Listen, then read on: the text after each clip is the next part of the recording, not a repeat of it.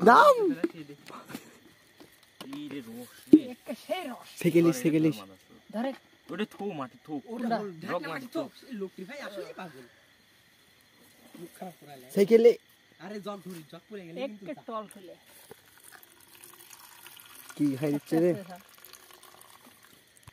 তুই ভিডিও করছিস নাকি তুই আলো ধরে দে আস্তে আস্তে কি ভুল